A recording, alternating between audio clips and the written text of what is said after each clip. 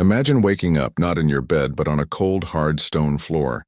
The air is thick, a heavy mix of smoke, sweat, and something else you can't quite place. You stumble to your feet, push open a heavy wooden door, and step out into blinding sunlight. Your eyes adjust and you see it. Towering marble columns gleaming white against a brilliant blue sky. The street below is a chaotic river of people, their voices a cacophony of shouts in a language you've only heard in movies. This isn't a movie set. This is the heart of the Roman Empire. And you, my friend, have just been thrown into the ultimate survival challenge. Welcome to ancient Rome. The first thing that hits you isn't the awe-inspiring architecture. It's the smell. A powerful, overwhelming stench of humanity, a mixture of unwashed bodies, rotting garbage, and raw sewage.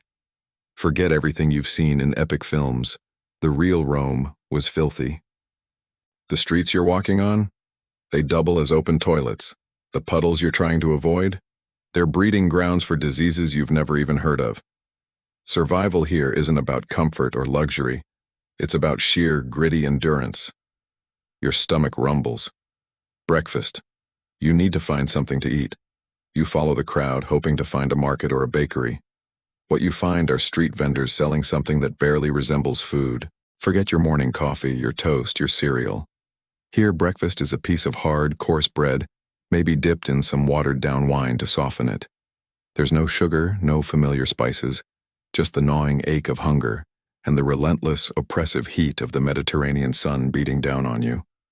You look down at your modern clothes and suddenly you feel incredibly out of place. They're clean, soft, and utterly alien in this world of rough-spun tunics. To blend in, you'd need to change, but even that comes with a horrifying reality. Your new Roman toga would be washed, not with soap, but with aged urine collected in public pots. The people doing the washing? Slaves, whose entire existence is a cycle of brutal, unpaid labor. You are wearing clothes cleaned with ammonia from human waste, a common practice for Roman fullers. Everyone you pass on the street knows you don't belong. The way you walk, the way you look around with wide, confused eyes, your inability to speak a word of Latin, it all screams outsider. In their eyes, you're either a strange foreigner or, even worse, a runaway slave. And in ancient Rome, both could earn you a swift and brutal punishment, maybe even death. You think the law will protect you? Think again. The Roman legal system was a labyrinth of corruption and class bias. If you're not a citizen with money and connections, you have virtually no rights. A wealthy Roman could accuse you of a crime, and you'd have little chance of a fair trial. Judges were known to take bribes, and justice was often for sale to the highest bidder. And let's talk about how they get a confession. Torture wasn't just for extreme cases. It was a standard part of any investigation involving non-citizens or slaves. The tools they used are the stuff of nightmares. The law offers no safety here. It's just another weapon for the powerful. Even walking down the street is a life-threatening gamble. The majestic forums and temples are surrounded by a maze of dark, narrow alleyways. These aren't quaint historical lanes. They are hunting grounds for thieves and muggers. They'd slit your throat for the sandals on your feet. During the day, you have to watch out for soldiers demanding taxes or just roughing you up for fun. But it's when night falls that the real terror begins. The city doesn't have streetlights. The darkness is absolute, broken only by the occasional torch or a raging fire. Rome was a tinderbox of wooden tenements, and fires were terrifyingly common. With no organized fire department, a small blaze could consume an entire city block in minutes. The streets become a no-go zone, ruled by gangs, drunks, and predators lurking in the shadows. Every scream you hear in the distance is a chilling reminder that someone else didn't make it through the night. What if you get sick? A simple cut could be a death sentence. Infection was rampant, and Roman medicine was a bizarre cocktail of superstition, guesswork, and genuinely harmful practices.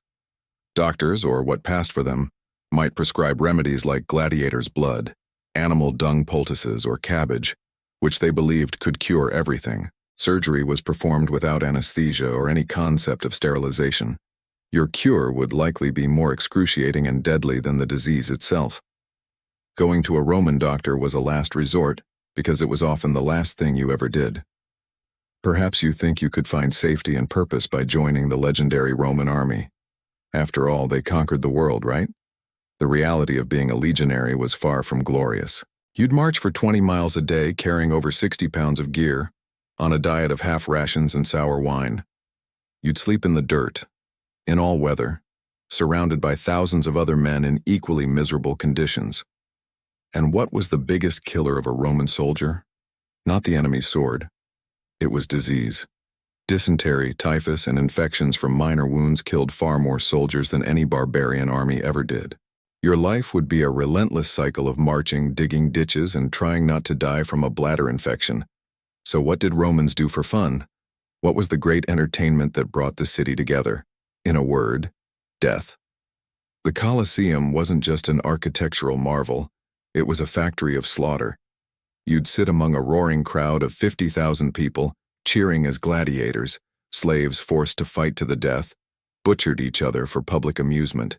Wild animals captured from the farthest corners of the empire were released into the arena to tear apart condemned criminals. Blood was Rome's favorite pastime.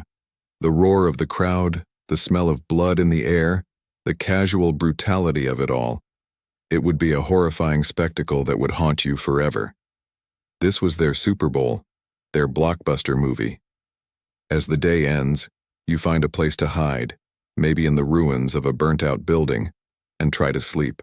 But the city never sleeps with you. The noise is constant.